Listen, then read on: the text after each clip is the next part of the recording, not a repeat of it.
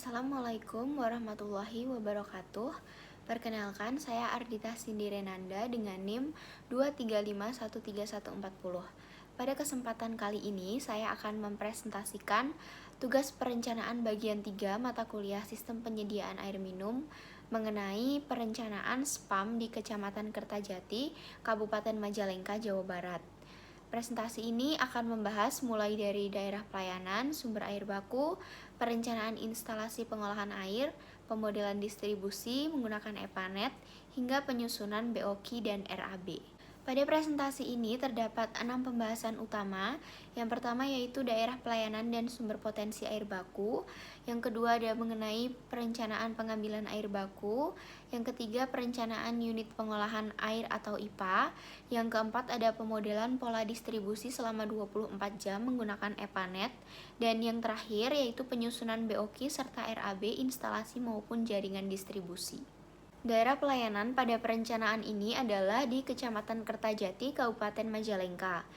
Untuk sumber air baku yang digunakan berasal dari Sungai Cimanuk karena memiliki debit yang mampu untuk memenuhi kebutuhan air bersih dari masyarakat. Nah, di gambar yang terlihat itu terdapat satu reservoir utama yang ditempatkan pada lokasi yang strategis. Untuk fungsi reservoir sendiri adalah menampung air hasil pengolahan sebelum didistribusikan ke masyarakat. Selanjutnya terdapat 8 titik distribusi yang melayani beberapa blok pelayanan. Pembagian menjadi beberapa blok ini tujuannya agar distribusi air menjadi lebih merata, tekanan airnya lebih stabil, dan memudahkan pengoperasian maupun pemeliharaan jaringan pipa. Sistem distribusi menggunakan jaringan perpipaan utama yang menghubungkan reservoir menuju seluruh titik distribusi sehingga kontinuitas pelayanannya dapat terjaga. Pada slide ini ditampilkan dasar perencanaan sistem penyediaan air minum di Kecamatan Kertajati, yaitu daerah pelayanan beserta hasil perhitungan kebutuhan air yang akan menjadi dasar dalam menentukan kapasitas instalasi pengolahan dan jaringan distribusi. Nah, di sebelah kiri ini terdapat peta daerah pelayanan. Area pelayanan dibagi jadi 8 blok pelayanan atau junction. Nah, pembagian ini tujuannya untuk mempermudah proses distribusi air sehingga setiap wilayah dapat dilayani sesuai kebutuhan airnya. Seluruh blok tersebut terhubung dengan jaringan pipa distribusi yang berasal dari satu reservoir utama. Kemudian pada peta ini juga terlihat jalur pipa distribusi utama yang menghubungkan reservoir menuju setiap blok pelayanan. Pemilihan jalur pipa ini mempertimbangkan kedekatan dengan daerah pelayanan sehingga distribusi airnya menjadi lebih efisien. Selanjutnya, tabel di sebelah kanan ini menunjukkan data dasar yang digunakan dalam perhitungan kebutuhan air. Setiap junction memiliki luas daerah pelayanan yang berbeda sehingga jumlah penduduk yang dilayani pun juga berbeda. Nah, jumlah penduduk diperoleh dari luas daerah pelayanan yang dikalikan dengan kepadatan penduduk. Sehingga total penduduk yang akan dilayani dalam perencanaan ini sekitar 54.000 jiwa. Pada perencanaan ini digunakan kebutuhan air domestik sebesar 120 liter per orang per hari sesuai dengan kriteria SPAM. Tabel berikutnya ini menunjukkan tahapan perhitungan kebutuhan air. Nah, perhitungan ini diawali dari kebutuhan air domestik berdasarkan jumlah penduduk pada masing-masing daerah pelayanan. Selanjutnya ditambahkan faktor kehilangan air atau non-revenue water sebesar sekitar 10% untuk mengantisipasi kebocoran pipa maupun kehilangan selama proses distribusi. Nah, setelah itu dihitung kebutuhan rata-rata harian, kemudian dikalikan dengan faktor harian maksimum sehingga diperoleh kebutuhan air pada kondisi beban tertinggi. Nah, tahap terakhirnya itu adalah menentukan base demand yang nantinya akan dimasukkan ke dalam software EPANET sebagai kebutuhan air pada setiap junction. Nah, base demand inilah yang menjadi dasar simulasi hidrolis untuk mengetahui debit, tekanan, head, dan kecepatan aliran pada setiap distribusi. Jadi, dapat dikatakan bahwa seluruh angka pada tabel ini merupakan input utama dalam proses pemodelan jaringan. Hasil perhitungan kebutuhan air di setiap junction akan digunakan pada simulasi EPANET untuk menentukan diameter pipa, debit aliran, tekanan jaringan, hingga evaluasi kinerja sistem distribusi. Pada tahap awal terdapat bangunan intake bebas atau free intake yang fungsinya itu mengambil air langsung dari Sungai Cimanuk. Setelah itu, air akan melewati bangunan screening atau bar screen yang fungsinya itu adalah menyaring sampah yang berukuran besar seperti ranting, daun, plastik, dan material lain agar tidak masuk ke unit berikutnya. Selanjutnya itu, air masuk ke bak pengendap awal atau prasedimentasi. Di unit ini, pasir, kerikil, dan lumpur yang berukuran besar akan mengendap sehingga beban pengolahan pada unit berikutnya menjadi lebih ringan. Kemudian terdapat pintu air atau intake gate yang digunakan untuk mengatur jumlah debit air yang masuk sesuai kebutuhan operasi.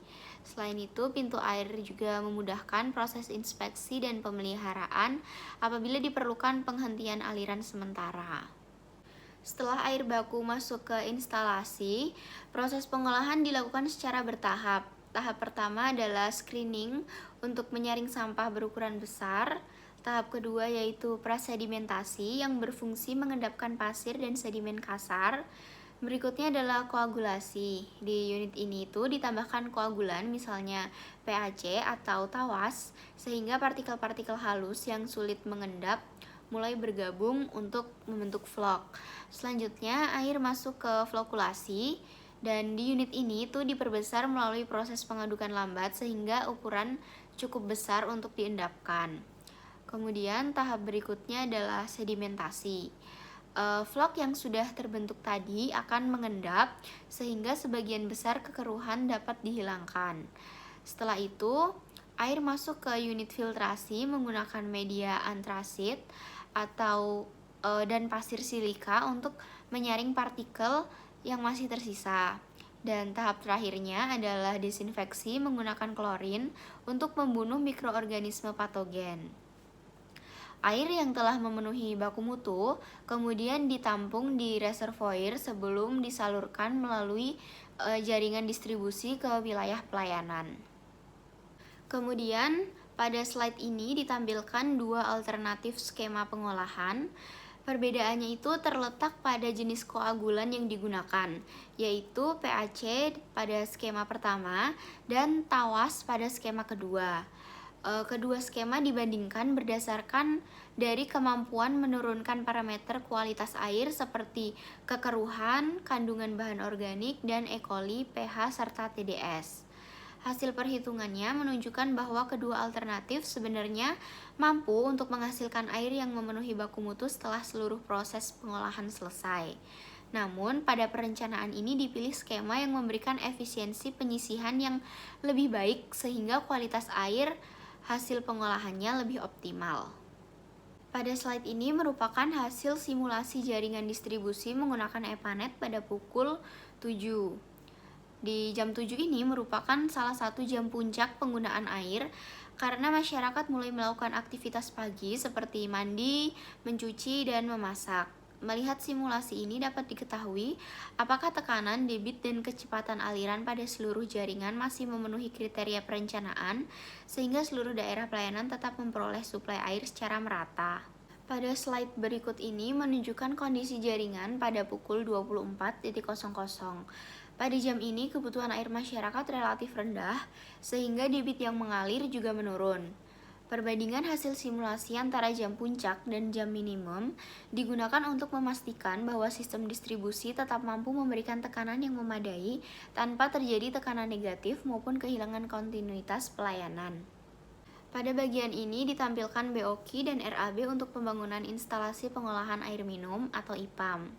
BOQ ini merupakan daftar kebutuhan pembangunan setiap unit pengolahan, sedangkan RAB ini merupakan hasil perhitungan total biaya berdasarkan dari volume pekerjaan dan harga satuan. Secara umum dapat terlihat bahwa biaya pembangunan setiap unit itu berbeda-beda karena dipengaruhi oleh ukuran bangunan, kompleksitas unit, dan jumlah peralatan yang digunakan. Unit intake ini memiliki biaya paling rendah karena hanya berfungsi sebagai bangunan pengambilan air baku. Selanjutnya, biaya mulai meningkat itu pada unit prasedimentasi, koagulasi, dan flokulasi karena ketiga unit tersebut merupakan struktur bangunan yang lebih besar serta peralatan pendukung untuk proses pengolahan air. Biaya semakin besar pada unit sedimentasi karena dimensi bangunan lebih besar dan dilengkapi komponen pendukung untuk meningkatkan efisiensi pengendapan. Unit dengan biaya terbesar adalah filtrasi, yaitu sekitar 1,03 miliar, dan hal ini karena selain bangunan utama, unit filtrasi ini juga membutuhkan media penyaring, sistem perpipaan internal, dan fasilitas pencucian filter sehingga investasinya paling tinggi dibandingkan dengan unit-unit lainnya. Sementara itu, biaya klorinasi relatif kecil karena hanya berfungsi sebagai unit desinfeksi. Sedangkan reservoir kembali memiliki biaya yang cukup besar karena berfungsi sebagai tempat penyimpanan air bersih sebelum didistribusikan ke masyarakat. Jika seluruh unit ini dijumlahkan, maka total biaya pembangunan IPAM adalah sekitar 3,23 miliar. Selain IPAM, dilakukan juga penyusunan BOQ untuk jaringan distribusi air bersih. Perhitungan biaya ini meliputi kebutuhan pipa berdasarkan hasil pemodelan jaringan, pembangunan jalur distribusi, serta pekerjaan pemasangan hingga pengujian jaringan sebelum dioperasikan. Dari hasil perhitungan, biaya terbesar itu berasal dari pengadaan pipa karena digunakan beberapa variasi diameter dengan total panjang jaringan yang cukup besar. Selain itu, pekerjaan pemasangan jaringan juga memberikan kontribusi biaya yang cukup tinggi karena mencakup seluruh jalur distribusi menuju daerah pelayanan. Untuk total biaya pembangunan sistem distribusi itu mencapai sekitar 34,38 miliar. Apabila seluruh biaya direkap, maka pembangunan instalasi pengolahan air minum membutuhkan anggaran sekitar 3,23 miliar, sedangkan pembangunan sistem distribusi membutuhkan sekitar 34,38 miliar. Jadi, total estimasi biaya pembangunan SPAM pada perencanaan ini adalah sekitar 37,61 miliar. Besarnya biaya distribusi dibandingkan IPA menunjukkan bahwa pembangunan jaringan perpipaan merupakan komponen investasi terbesar dalam sistem penyediaan air minum. Dari hasil perencanaan yang telah dilakukan, didapatkan kesimpulan bahwa sistem penyediaan air minum atau SPAM di Kecamatan Kertajati itu dirancang dengan memanfaatkan Sungai Cimanuk sebagai sumber air baku yang kemudian diolah melalui rangkaian unit pengolahan mulai dari intake, prasedimentasi, koagulasi, flokulasi, sedimentasi, filtrasi, desinfeksi, hingga reservoir sebelum didistribusikan kepada masyarakat. Berdasarkan hasil pemodelan menggunakan EPANET, jaringan distribusi yang direncanakan ini mampu melayani 8 titik distribusi dengan pola aliran yang disesuaikan terhadap fluktuasi kebutuhan air selama 24 jam. Selain itu, telah disusun Bill of Quantity atau BOQ dan Rencana Anggaran Biaya atau RAB sebagai estimasi biaya pembangunan sistem. Total kebutuhan anggaran untuk pembangunan IPAM dan jaringan distribusi sekitar 37,61 miliar, sehingga perencanaan ini diharapkan dapat menjadi gambaran awal dalam pembangunan yang mampu menyediakan air minum secara berkelanjutan bagi masyarakat di Kecamatan Kertajati. Demikian presentasi yang dapat saya sampaikan mengenai perencanaan sistem penyediaan air minum di Kecamatan Kertajati, Kabupaten Majalengka, Jawa Barat. Terima kasih atas perhatiannya. Saya mohon maaf apabila masih terdapat kekurangan dalam penyusunan maupun penyampaian presentasi ini. Wassalamualaikum warahmatullahi wabarakatuh.